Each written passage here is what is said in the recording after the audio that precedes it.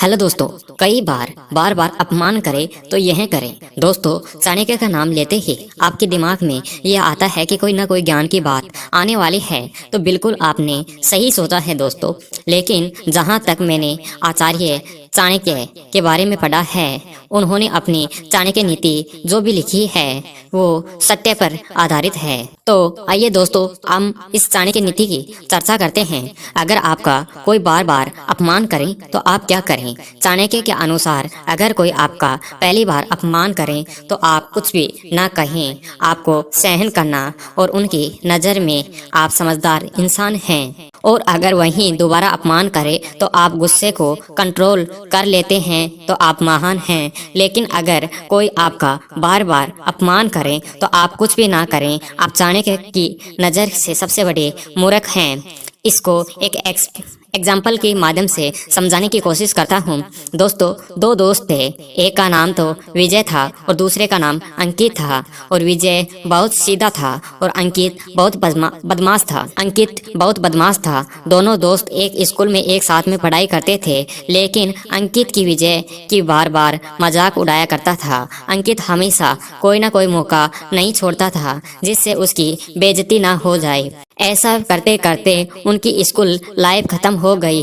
लेकिन अंकित का स्वभाव यह उसके साथ ही रहा और जैसे जैसे उनकी नौकरी लग गई, उनको फेसबुक पर सर्च किया गया। अंततः उसको विजय का नंबर मिल गया। उसको मैसेज गया, हेलो लूजर, आजकल तुम कहाँ हो? और मेरे हिसाब से तुम कोई चाय की दुकान चला रहे होंगे, तो वह जल्द आ तुम से तुम्हारी चाय जल्द ही मैं तुम्हारी चाय की दुकान से मैं निकलूंगा।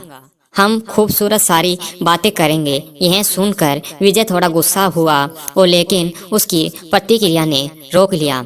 उसको नज़रअंदाज करते हुए उस बात को भूल गया। शादी होने के बाद में अंकित का आत्मविश्वास बढ़ने लगा। उसने एक बार विजय को कॉल किया, आजकल तुम कहाँ हो? एक चाय की दुकान चला रहा है, अपनी जिंदगी बिता दोगे? विजय ने इस बार कोई जवाब नहीं दिया। थोड़े दिन बाद में विजय को एक बेटी हुई और सब कुछ बढ़िया था। लेकिन डॉक्टर ने कहा कि इसके दिल में छेद है और इसका इलाज करने के लिए 50 से 60 लाख रुपए की ज़रूरत है। विजय ने ऐसे की तैसी हो गई, क्योंकि ना तो उसके पास कई लाखों रुपए थी और ना ही उसके पास जॉब थी, ना ही उसके पास इलाज कराने के लिए पैसे नहीं थे। इलाज करवा के मतलब कुल मिलाकर विजय के पास बात नहीं थी, तो उस डॉक्टर ने मना कर दिया। उसके लिए यह सब व्यवस्था नहीं हो पाई। लेकिन अचानक एक दूसरे डॉक्टर ने केस को गंभीर मानते हुए ऑपरेशन को फ्री में कर दिया और अंकित को यह सुनकर बहुत खुशी हुई और इंतजार करने लगा कि कब ऑपरेशन खत्म होगा और कब वह अपनी बच्ची और एवं डॉक्टर से मिलेगा।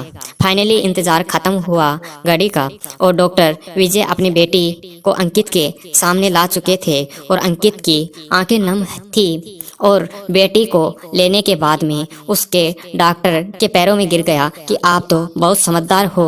और ऐसा क्यों हुआ? जिस डॉक्टर ने ऑपरेशन किया था वह डॉक्टर विजय था। वहीं उसकी जिसका विजय पूरी जिंदगी मजाक उड़ाया करता था। अंकित ने पैरों में गिरकर माफी मांगी, क्योंकि वो शर्मिंदा है अपनी हरकतों के ऊपर। उसने जिस दोस्त की इतनी मजाक उड़ाई है, तो वो आज काबिल है जिसने उस दोस्त की मदद की है जिसने हमेशा मजाक उड़ाई है। और उसने कहा कि विजय मुझे माफ कर दो, तुम्हारा एहसान नहीं भूल पाऊंगा। लेकिन दोस्त, ऐसा नहीं है कि मेरा फर्ज था, दोस्त होने के नाते तुम्हारे साथ ऐसा किया। लेकिन अंकित ने पूछा कि जब भी तुम्हारे साथ इतना बुरा होता तो तुम क्या करते? विजय ने बताया कि जब तुम मेरी मजाक उड़ाया करता तो हमेशा सकारात्मक नजरिए से और अपने गुस्सों को सही दिशा में किया करता था। आज तुम्हारे दिल में गुस्से की वजह से इतना बड़ा बन पाया हूँ और मैंने गुस्से को सही दिशा में लगाना सीख लिया। दोस्तों, आप कुछ नेगेटिव को पॉजिटिव ढूंढ लेते हैं तो इसका मतलब है कि आप बहुत अच्छा कर रहे हो। दोस्तों, यह चाणक्य नीति अपने जीवन में उतारते हैं तो यकीनन आपकी जिंदगी में मुकाम हासिल कर पाओगे। अगर आप चाणक्य नीति को भी जानना चाहते हो तो उनकी सोच को समझना चाहते हो तो बिल्कुल आप सही जगह पर आए हो। यह हर रोज बेहतरीन वीडियो आती रहती हैं। हमारे चैनल को सब्सक्राइब नहीं किया तो सब्सक्राइब कर लीजिए और हमारा वीडियो आपको कैसा लगा हमें कमेंट करके बताइए।